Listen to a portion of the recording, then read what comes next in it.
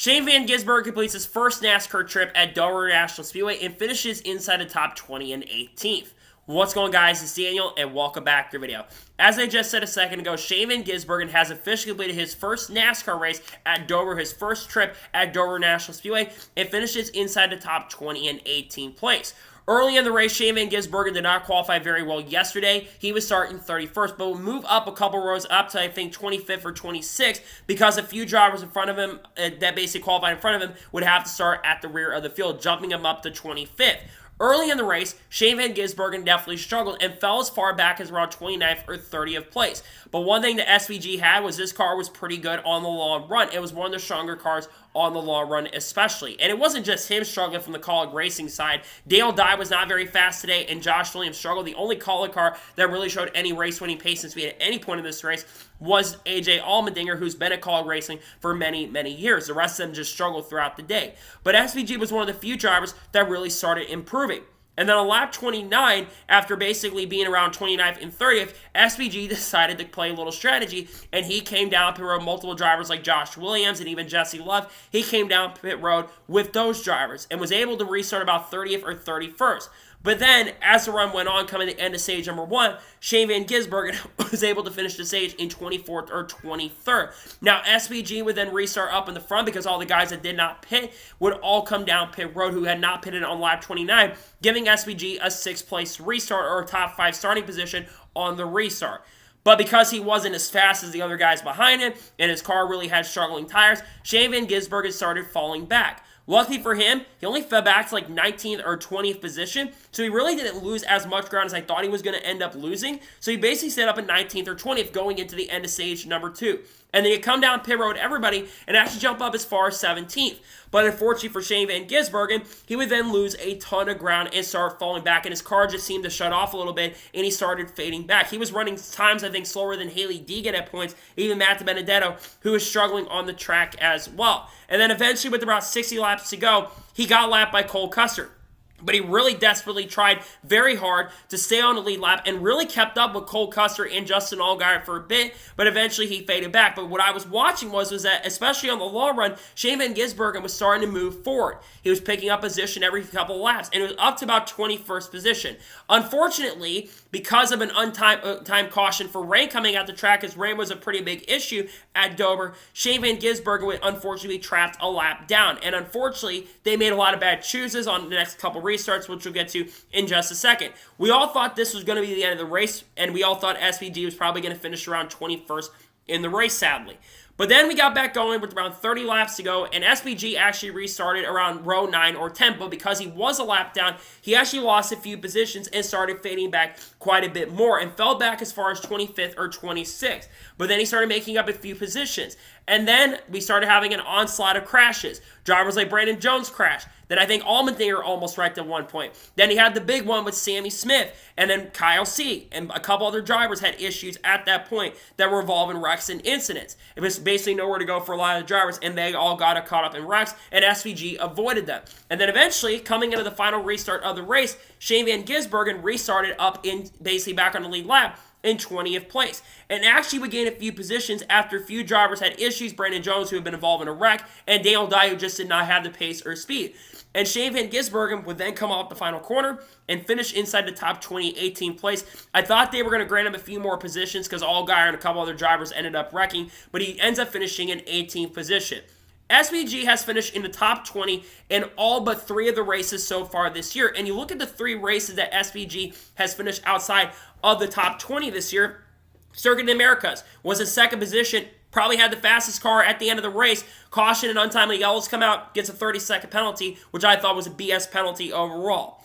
Then you have Talladega, was one of the fastest cars at Dega and was up front in that race. Unfortunately for him, he runs out of gas and finishes in, I think, 27th or 28th instead of up front. It should finish 22nd in the race outside of the top 20, which is a shame because SVG was doing very quite well at Talladega and was up front contending for the victory near the end of the race. And then of course, what happened at Vegas was they unfortunately had an engine issue. So you look at a couple of those races where he had a car that could have been capable of winning, just bad luck came into play.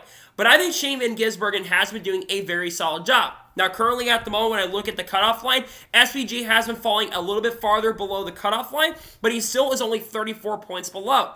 And there's a lot of good tracks that are coming up for him, especially those road courses, which I think is where he's going to win a lot. You've got Portland coming up here relatively soon. You've got other tracks like Sonoma coming up soon. I expect Shane Van Gisbergen to run really well there. You've got other tracks coming up like Watkins Glen near the end of the regular season for Xfinity. I think he's probably the favorite going into that race. I think Shane Van Gisbergen has a lot of tracks coming up where I think he's going to be super quick and super strong. If I had to rate his performance today, though, the fact he improved 13 positions shows that he's getting better at the race. He struggled early, but like I said, they need to find a way to make his cars definitely faster because Kaulig Racing, like I said, outside of AJ Allmendinger, they struggled immensely in the race today. And if SVG is going to have a chance to contend for really good finishes in these races going forward, he is not only going to have to qualify a lot better, especially at road courses or whatever, but he needs to be up there and basically finishing a lot higher because he's not getting stage points, and that is definitely hurting him for sure. That being said, it is a learning year for him, and we all have to remember that this is a learning year for Shane Van Gisbergen, and the fact that he's getting better in each of these races is a good thing. If they can just find a way to qualify a lot better, which I think the more experience that SVG gets, the better he's going to be. He had the Cup race at Talladega, which he led last week, which became only the fourth driver in NASCAR Cup Series history to lead in 3 of his first 4 races. And he's got some tracks in Cup coming up soon. There is a chance he could run the All-Star race, though it's still unknown if he is going to run the All-Star race or not this year. And then you've got a couple other races coming up that he is going to be running. You've got the Coke 600, which is not too far away. You've got the Chicago Street Course in July, which I have that race circled as a potential possibility. In fact, I think he's got a great chance of going back-to-back there in Cup, and I think he could sweep the weekend this year as well at the Chicago Street Course. But again, I have been very impressed with the speed that he has shown so far with the team. And, not as much speed, but they've been running solid. I think today was one of their worst performances on pace and speed, but they got that car a little bit better. And to be fair, he does at least get himself a finish inside the top 20, which I think ultimately is a goal. You don't want to go out there and win because obviously with this being a learning year, you don't want to force him to go out there and win.